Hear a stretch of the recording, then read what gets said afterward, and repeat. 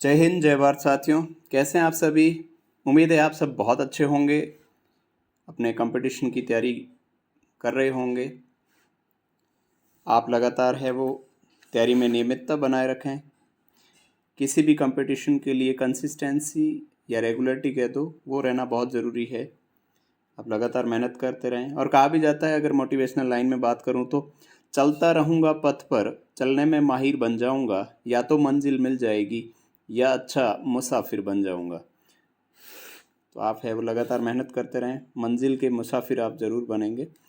कल के जो करंट अफेयर्स का जो प्रश्न था उसको रिवाइज कर लेते हैं। उसके आंसर आप सब ने है वो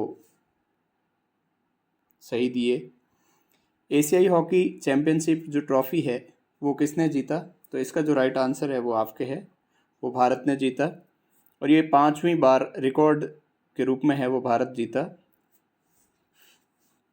8 से 17 सितंबर के बीच में जो है वो हॉकी चैंपियनशिप ट्रॉफी हुई थी, जिसमें फाइनल मुकाबले में भारत ने चीन को 1-0 से हराकर, जिसमें अंतिम क्वार्टर में जो है जुगराज सिंह ने एक गोल किया था, और वो बढ़त है वो अंत तक भारत के लिए बनी रही और 1-0 से भारत ने है वो फाइनल मुकाबला जीत लिया। तो ये कल का प्रश्न था। देखिए आज के प्रश्न शुरू करते हैं। बहुत इंपॉर्टेंट प्रश्न है। वन नेशन वन इलेक्शन, एक राष्ट्र एक चुनाव किस समिति की सिफारिश पर लागू किया गया है? अभी इसको मंजूरी मिली है वन नेशन वन इलेक्शन को। तो इनके जो अध्यक्षता कमेटी बनी थी उसके वो है अध्यक्ष थे रामनाथ कोविंद। पूर्व राष्ट्रपति माननीय श्री रामनाथ कोविंद की अध्यक्षता में जो एक कमेटी का गठन हुआ था, उसकी सिफारिश पे ये एक राष्ट्र एक चुनाव है वो सिफारिश लागू की गई। पीएम मोदी की अध्यक्षता वाली केंद्रीय कमेटी ने एक राष्ट्र एक चुनाव प्रस्ताव को है वो मंजूरी दी। इसके लिए पूर्व राष्ट्रपति माननीय रामनाथ कोविंद की अध्यक्षता में एक कमेटी, एक समिति का गठन किया गया था, जिन्होंने रिपोर्ट सौंपी और उस रिपोर्ट को आधार बनाते हुए इस सिफारिश को लागू किया है। देखिए दूसरा प्रश्न, मुख्यमंत्री श्री भजनलाल शर्मा ने राजस्थान के किस जिले में एनटीपीसी रिन्यूएबल एनर्जी के 160 मेगावाट क्षमता की ओर से सौर ऊर्जा का लोकार्पण है वो परियोजना का लोकार्पण किया? तो ये आपके राइट आंसर हो जाएगा जैसलमेर।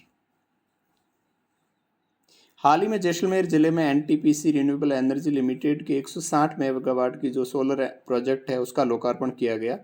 इसके लिए एनटीपीसी, ग्रीन एनर्जी लिमिटेड और राजस्थान विद्युत उत्पादन निगम के मध्य जो संयुक्त उपक्रम कंपनी की स्थापना के लिए है एमओयू यानी मेमोरेंडम ऑफ अंडरस्टैंडिंग किया गया। तो आपको ध्यान रखना है 160 मेगावाट कैपेसिटी की जो है वो जैसलमेर में। देखिए अगला प्रश्न, हाल ही में आमजन की सहभागिता से स्मृति वन की तर्ज पर राजस्थान के कितने जिलों में मातृ वन की स्थापना होगी? तो राजस्थान में सभी जिले सम्मिलित है इसमें, आपको आंसर ध्यान रखना है सभी जिलों में।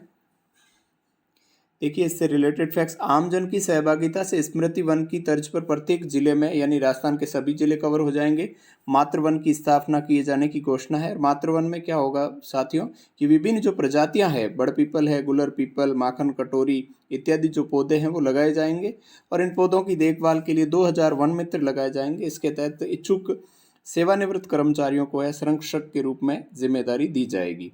तो ये आपको ध्यान रखना है, राजस्थान से रिलेटेड है, आने वाले एग्जाम के लिए काफ़ी इंपॉर्टेंट है। देखिए दूसरा प्रश्न, राजस्थान में युवाओं की सर्वांगीण विकास के लिए युवा नीति 2024 लागू किए जाने की घोषणा किसके द्वारा की गई? तो ये हमारे मुख्यमंत्री माननीय श्री भजनलाल जी शर्मा द्वारा है वो घोषणा हुई, जिसके तहत राजस्थान सरकार द्वारा युवाओं के जो सर्वांगीण विकास के लिए युवा नीति बनाने की घोषणा हुई।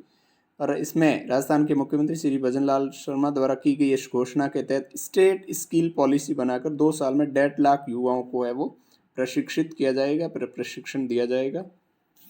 इसके बाद देखिए अगला प्रश्न, हाल ही में राजस्थान के मुख्यमंत्री श्री भजनलाल शर्मा ने राज्य में नमस्ते योजना का जो शुभारंभ किया है वो कब किया? तो इसका राइट आंसर हो जाएगा, इसमें ध्यान रखना साथियों, ज़्यादातर के राइट आंसर 17 सितंबर है, क्योंकि 17 सितंबर जो है वो माननीय प्रधानमंत्री श्री नरेंद्र मोदी का जन्मदिन है, और उसके उपलक्ष्य में कई सारी योजनाएं जो है वो शुरू की गई, वो केंद्र स्तर पर भी और राज्य स्तर पर भी देखा जाए तो।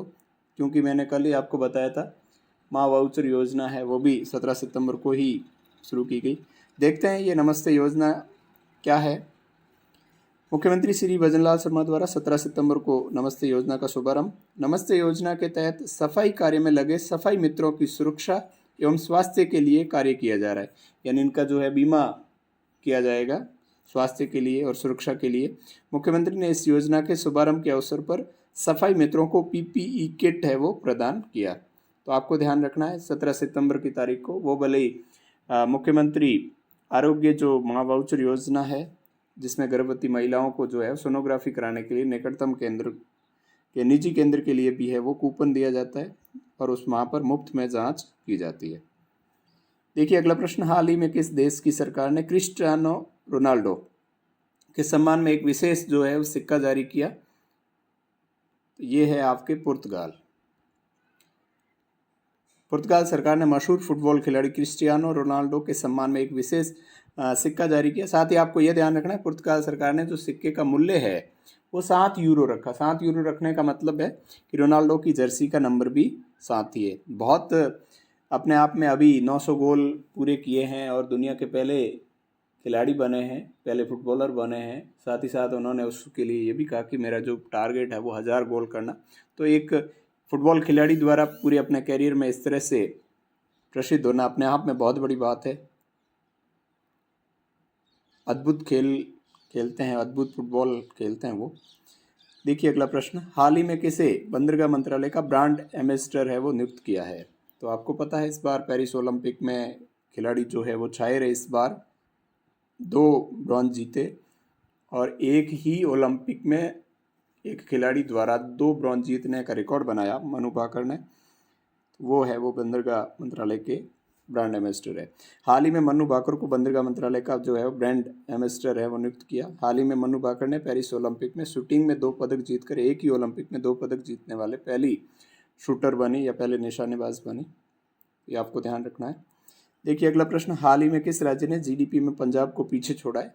ये अपने आप में एक सामान्य प्रश्न हो गया, इसका आपको केवल आंसर ध्यान रखना है, हरियाणा। प्रधानमंत्री की जो आर्थिक सलाहकार परिषद के अनुसार देश की जीडीपी में हरियाणा का हिस्सा पंजाब से अधिक हो गया है। तो कहने का सिंपल सा मतलब यह है कि दोनों पड़ोसी देश हैं और पंजाब अपनी जीडीपी के लिए अपने आप में प्रसिद्ध है, लेकिन फिलहाल अगर देखा जाए आर्थिक सलाहकार परिषद की रिपोर्ट तो उसमें हरियाणा का जो है वो जीडीपी में योगदान अधिक हो गया और इसकी प्रति व्यक्ति आय जो है 2023-24 के अनुसार पंजाब के 106.7% के मुकाबले 176.8% हो गई है। अगला प्रश्न देखिए, बहुत इंपॉर्टेंट प्रश्न है, स्पोर्ट्स से रिलेटेड जो प्रश्न बनेंगे उसमें ये प्रश्न निश्चित रूप से देखने को मिलेगा। 2026 राष्ट्रमंडल खेलों की मेजबानी कौन करेगा, यानी कॉमनवेल्थ गेम 2026। तो इसमें जो है वो राइट आंसर आपके क्या हो जाएगा, ग्लासगो। क्योंकि ये प्रश्न मैंने इसलिए लिया साथियों कि इससे पहले जो 2026 का राष्ट्रमंडल खेलों की जो मेज़बानी है उसके लिए विक्टोरिया जो ऑस्ट्रेलिया का क्षेत्र है, ऑस्ट्रेलिया का एक भाग है, वहाँ मेज़बानी की बात हो रही थी, लेकिन ऑस्ट्रेलिया ने है वो इसकी मेज़बानी उठाने से मना कर दिया क्योंकि इसमें बहुत सारा जो पैसा लगाना पड़ता है, खर्चा करना पड़ता है और उसके लिए उन्होंने अपने आप को अफोर्ड करने से मना कर दिया। तो उसके बाद जो है वो 2026 की जो जिम्मेवारी मिली है वो स्कॉटलैंड के शहर ग्लासगो को मिली है। देखिए रिलेटेड फैक्ट, 2024 में राष्ट्रमंडल खेलों की मेजबानी ग्लासगो स्कॉटलैंड करेगा और ये राष्ट्रमंडल खेलों का 23वां संस्करण होगा। आपको संस्करण ध्यान रखना है, 22वां कब कहाँ हुआ और कब हुआ। निश्चित रूप से 4 वर्ष में एक बार होता है, तो 2022 में 22वां हुआ। तो राष्ट्रमंडल खेलों का जो पहला संस्करण है 1930 में हैमिल्टन में हुआ था और 2022 के 22वां संस्करण, ये याद भी अच्छे से रह जाएगा, 2022 और 22वां संस्करण, 2026 और 23वां संस्करण का आयोजन जो है बर्मिंघम यूके यानी ब्रिटेन में हुआ था। आपको ध्यान रखना है। साथ ही आपको ये भी ध्यान होगा राष्ट्रमंडल यानी कॉमनवेल्थ खेलों की मेजबानी है हमने भी की थी, जहाँ राष्ट्रीय राजधानी नई दिल्ली में कॉमनवेल्थ गेम हुए थे, काफ़ी चर्चित रहे थे वो अपने आप में। प्रश्न देखिए, अंतिम प्रश्न, इसरो के वीनस आर्बिटर मिशन यानी VOM या शुक्रयान मिशन के लिए कितना बजट स्वीकृत किया गया है? इसरो का जो है वो VOM जो मिशन है या शुक्र ग्रह के अध्ययन के लिए शुक्रयान भेजने की जो तैयारी की जा रही है उसके लिए कितना जो बजट स्वीकृत किया गया, तो इसका राइट आंसर हो जाएगा आपके 1237 करोड़, यानी 1236 करोड़ रुपए का बजट स्वीकृत किया। आइए देखते हैं इससे रिलेटेड फैक्ट्स। इसरो ने अंतर्ग्रही वीनस ऑर्बिटल जो मिशन है VOM या शुक्रयान के लिए 1237 करोड़ रुपए का जो बजट स्वीकृत किया। मंगलयान जो आपके 5 नवंबर 2013 को जो शुरू हुआ था, भेजा गया था। मंगलयान मिशन के बाद इसरो का यह दूसरा किसी ग्रह पे भेजे जाने के लिए दूसरा मिशन है। और 1236 करोड़ का जो बजट स्वीकृत हुआ है उसमें से 824 करोड़ अंतरिक्ष यान को विकसित करने के लिए खर्च किए जाएंगे। तो ये आज के करंट अफेयर्स के प्रश्न थे। अब देखिए क्विज आपके लिए, इसका आंसर है आपको कमेंट सेक्शन में बताना है। साथ ही साथ आपको लगातार प्रैक्टिस करनी है। हाल ही में संपूर्ण राजस्थान में मुख्यमंत्री आयुष्मान आरोग्य माँ वाउचर योजना का शुभारंभ कब किया गया? तो इसका मैंने इसी वीडियो में लगभग आप सभी को आंसर बता दिया है। तो आपको ऑप्शन बता देता हूँ, 15 सितंबर, 16 सितंबर, 17 सितंबर या इनमें से कोई नहीं। तो ये आज के करंट अफेयर्स के प्रश्न थे। आप सभी अगर मेरे चैनल पर नए हैं तो चैनल को है सब्सक्राइब जरूर कर दें, साथ ही बेल आइकन प्रेस कर दें ताकि समय समय पर जो है नोटिफिकेशन आपको मिलते रहे। जय हिंद,